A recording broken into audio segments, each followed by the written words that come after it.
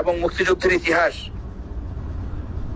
আওয়ামী লীগের নেতা কর্মীদের বাড়িতে বাড়িতে হামলা, আওয়ামী লীগের নেতা কর্মীদেরকে পারিবারিক ভাবে পর্যদস্ত করা, ব্যবসায়িক প্রতিষ্ঠান থেকে শুরু করে ইভেন কি যারা চাকরি করে খুঁজে খুঁজে মুক্তিযোদ্ধা পরিবারের সদস্যদেরকেও আজকে লাঞ্ছিত করা হচ্ছে বিভিন্ন ভাবে। এইরকম পরিস্থিতি মনে হয় না ৭৫ 15 আগস্টের পরে সম্পন্ন হয়েছিল। আজকে দিন আধুনিক হয়ে সময়টা আধুনিক, আমরা অনেক এগিয়ে গেছি, আমাদের শত্রুরাও অনেক বেশি চালাক হয়ে গেছে, অনেক বেশি শক্তিশালী এবং অনেক বেশি বিভিন্ন প্রক্রিয়ার মাধ্যমে আমাদেরকে ক্ষতিগ্রস্ত করছে। এর পাশাপাশি যোগ হয়েছে দীর্ঘ 15 বছর আওয়ামী লীগের শাসনামলে আওয়ামী লীগের সাংগঠনিক দুর্বলতাগুলো। আমরা 15 বছর সফলতার সাথে দেশ শাসন করেছি, কিন্তু দুর্ভাগ্য দলকে আমরা সেইভাবে যুগোপযোগী করে তৈরি করতে পারিনি। যেভাবে দলকে তৈরি করলে, সাজিয়ে নিলে, গুছিয়ে নিলে যে কোনো মুহূর্তে দেশের উপর এবং দলের উপর, স্বাধীনতার উপর আক্রমণ হলে আমরা মোকাবেলা করতে পারতাম, সক্ষম হতাম, সেই জায়গাটিতে আমাদের কিছুটা দুর্বলতা রয়ে গিয়েছিল। সেই জন্য আপনারা দেখেছেন 1 থেকে 1.5 লাখ লোক ঢাকা শহরে আমাদেরকে কোণঠাসা করে ফেললো, অথচ সারা দেশে আমাদের কোটি কোটি কর্মী সমর্থকরা আমরা ঢাকা যাওয়ার আহ্বান পেলাম না, ঢাকা যেতে পারলাম না। আমরা আজকে ঢাকার রাস্তায় যদি জুলাইয়ের শেষ দিক থেকে যদি ঢাকার রাস্তায় আওয়ামী লীগের নেতা কর্মীরা, লক্ষ লক্ষ নেতা কর্মী যদি ছিঁড়ামুড়ি নিয়ে অবস্থান নিত, তাহলে 1-1.5 লাখ লোক ঘর থেকে বেরোবার সাহস পেত না। পাশাপাশি আইন শৃঙ্খলা রক্ষাকারী বাহিনী, বিশেষ করে সেনাবাহিনী যেভাবে সারেন্ডার করেছে, সেনাবাহিনীও সাহসটা পেত যে না, আওয়ামী লীগটা একা নয়, আওয়ামী লীগের সাথে লক্ষ কোটি সমর্থকরা রাস্তায় নেমে এসেছে। সেই তো সাংগঠনিক দুর্বলতার কারণে আজকে আমাদেরকে ভুগতে হয়েছে। যা হয়েছে হয়েছে। আজকে আমরা পুরনো কথা তুলে নিজেদের মনের কষ্ট দুঃখ বাড়িয়ে কোনো লাভ নেই। এখন আমাদেরকে নতুন ভাবে সংগঠিত হতে হবে। ৭৫ 15 আগস্টের পরে যেভাবে রাতের অন্ধকারে, ভোরবেলা, সকালবেলা নীরবে নিবৃত্তে আওয়ামী লীগের নেতা কর্মীরা তিলে তিলে কাজ করে আবার সংগঠনটিকে দাঁড় করিয়েছিল, সফলতার সাথে দেশ পরিচালনার উপযোগী করে আওয়ামী লীগকে প্রস্তুত করেছিল এবং এর নেপথ্যে কাজ করেছিলেন জননেত্রী শেখ হাসিনা, আজকেও আমাদের ভুলে গেলে চলবে না। আমাদের এই নীরব কাজ, নীরব কর্মকাণ্ডের পিছনে এখনো জননেত্রী শেখ হাসিনাই সবকিছু পরিচালনা করছেন। এবং আপনারা দেখবেন 5ই আগস্টের পট পরিবর্তনের পরে আমার ধারণা এত কাজ প্রধানমন্ত্রী দায়িত্বে থাকার সময়ও করেননি, যতটা 5ই আগস্টের পরে নেতা কর্মীদের সাথে যোগাযোগের জন্য তিনি প্রাণান্তকর চেষ্টা করছেন। ভুল ত্রুটি হয়েছে আমাদের, আজকে আমাদেরকে মূল্যায়ন করতে হবে ভুল ত্রুটিগুলোকে শুধরিয়ে কিভাবে আমরা ঐক্যবদ্ধভাবে এগিয়ে যেতে পারি। আজকে যদি আমি আমার কথা বলতে যাই, বিরাট ইতিহাস, আপনি আপনার কথা বলতে গেলে সেটাও বিরাট ইতিহাস, একটা হিস্ট্রি হয়ে যাবে, উপন্যাস হয়ে যাবে। তাহলে তো আমরা প্রত্যেকেই আমাদের কথা বলতে থাকবো, দুঃখের কথা বলতে থাকবো, দলের কাজ তো হবে না ভাই। আমি আজকে এখানে যেভাবে মাঠ পর্যায়ের নেতা কর্মীরা আপনারা নেতৃত্ব দিচ্ছেন, আমরা হয়তো সুবিধাজনক অবস্থায় আছি, কিন্তু আজকে যারা বাড়িতে ঘুমোতে পারছেন না, আজকে পুলিশের যন্ত্রণায়, স্থানীয় মস্তানদের যন্ত্রণায়, আজকে যারা এলাকায় যেতে পারছেন না, তাদের অবস্থাটা আমাদেরকে বিবেচনা করতে হবে।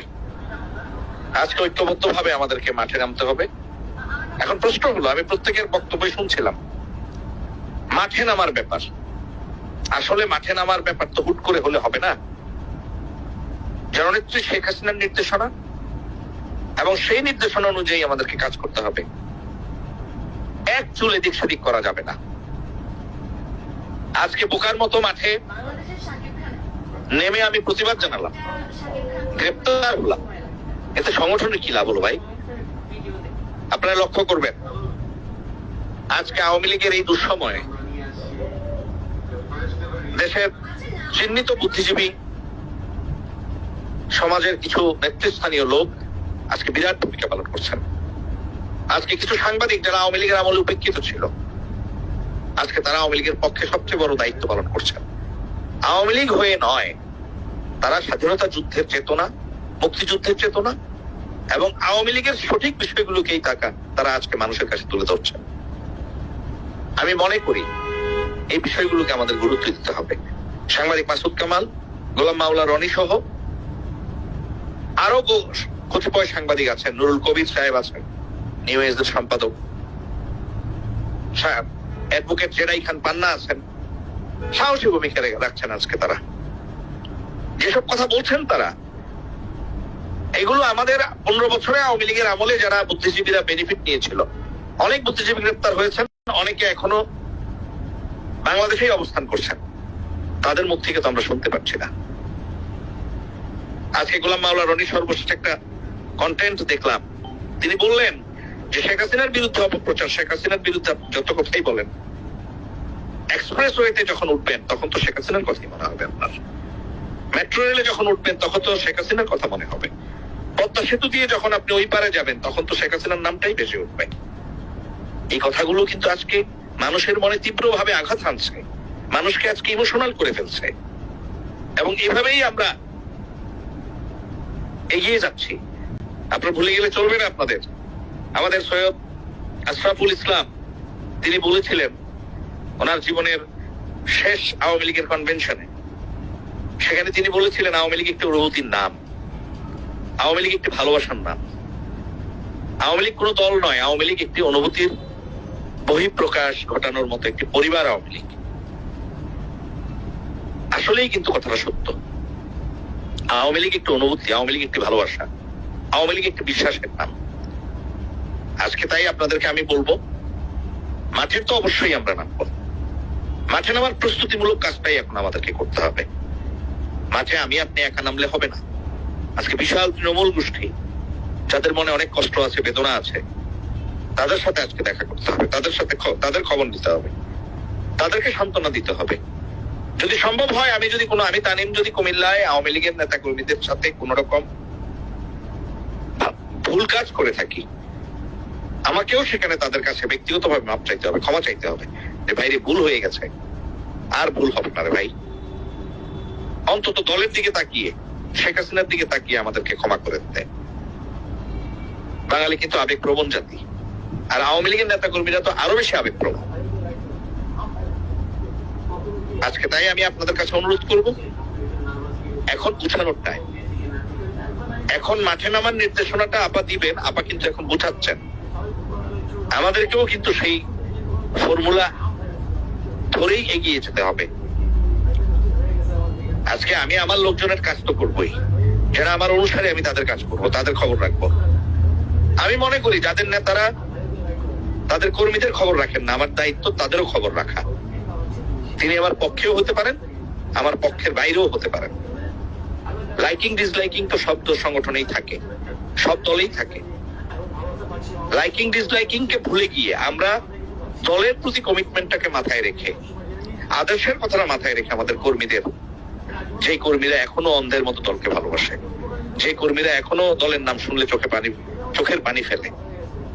আমি দেখেছি 72 বছর বয়স্ক লোক, 75 বছর বয়স্ক লোক, তারা নীরবে চোখের পানি ফেলছে।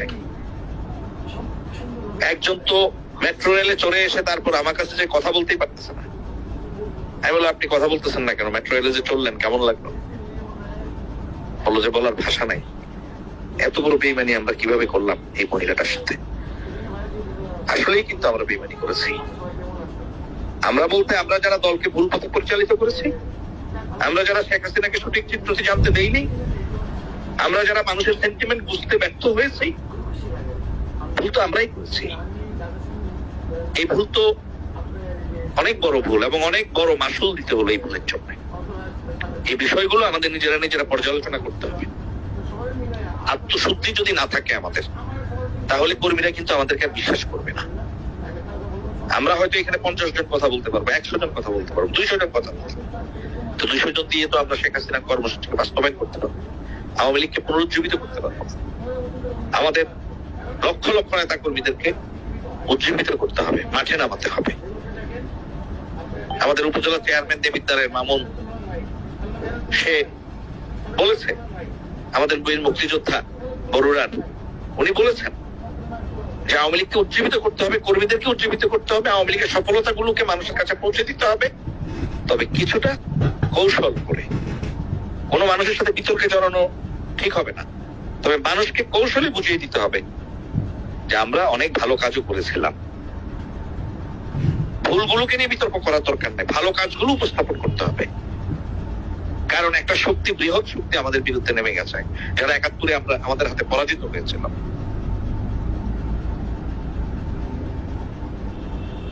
যারা ৭৫-এর ১৫ই আগস্ট বঙ্গবন্ধুকে হত্যার পরে নৃত্য করেছিল, মাটিতে গড়াগড়ি খেয়েছিল, মিষ্টি বিতরণ করেছিল যারা, সেই হত্যাকারীরা সেই ৭১ সালের রাজাকার বদররা কিন্তু এখন অনেক বেশি সক্রিয় এবং অনেক বেশি অবিত্তশালী, অনেক শক্তিশালী তারা। আজকে তাই আমি অনুরোধ করব, এই শক্তিকে পরাজিত করতে হলে অবশ্যই অনেক বুদ্ধিমত্তার পরিচয় দিতে হবে, অনেক বেশি শক্তি নিয়ে মাঠে নামতে হবে। আমাদের শক্তি তো কর্মীরা, আমাদের শক্তি তো আমাদের তৃণমূল, সেই তৃণমূলের নেতৃত্ব দেন আপনারা। আমরা আর কি করি রে ভাই?